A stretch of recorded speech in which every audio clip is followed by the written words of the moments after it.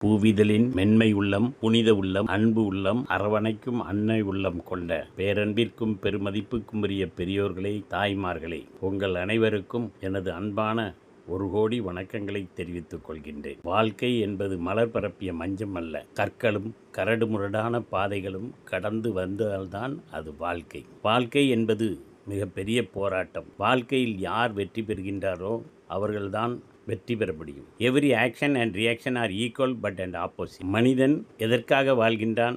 லட்சியத்துக்காக வாழ்கின்றான். லட்சியம் என்பது என்ன? நாம் ஒரு குறிக்கோளை அடைவதற்காக அந்த குறிக்கோளை லட்சியமாக எடுத்துக்கொண்டு அதில் வெற்றி பெறுவதற்காக வெற்றி பெற வேண்டும் என்பதுதான் லட்சியம். முட்செடி என்பது முள் செடியினால் மக்களுக்கு எந்த பயனும் கிடையாது. அதே முள் செடியான ரோஜா இறைவனுடைய பாதங்களுக்கும் பன்னீர் செய்வதற்கும் மணமக்களுக்கும் இறைவனுடைய பாதங்களுக்கும் அதே ரோஜா சென்று அடையும். அதை போன்று மனிதன் ஒரு நல்ல செயல்களை செய்து வாழ்க்கையை அவன் பலனுள்ளவனாக வாழ வேண்டும் என்பதுதான் வாழ்க்கை. வாழ்க்கை என்பதற்கு எந்த தத்துவமும் கிடையாது.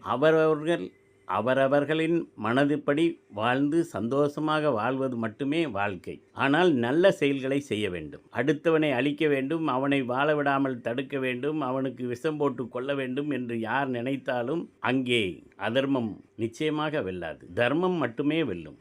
அதர்மத்துக்கு இறைவனே துணை போவதில்லை. அதுதான் வாழ்க்கை. அந்த வாழ்க்கையை யாருமே ஏற்றுக்கொள்வதில்லை. யாரை அழிப்பது, யாரை துன்புறுத்துவது, யாரை வாழ விடாமல் விடுவது, அவனை வாழ விடக்கூடாது, இவனை வாழ விடக்கூடாது என்பது மட்டும்தான் சிலரது எண்ணம். நாம் என்ன நினைக்கின்றோமோ அதே எண்ணத்திற்கு அவர்கள் மாறிவிடுகின்றார்கள். ஆகையால் அவனுடைய வாழ்க்கையும் அதோடு முடிந்து விடுகின்றது.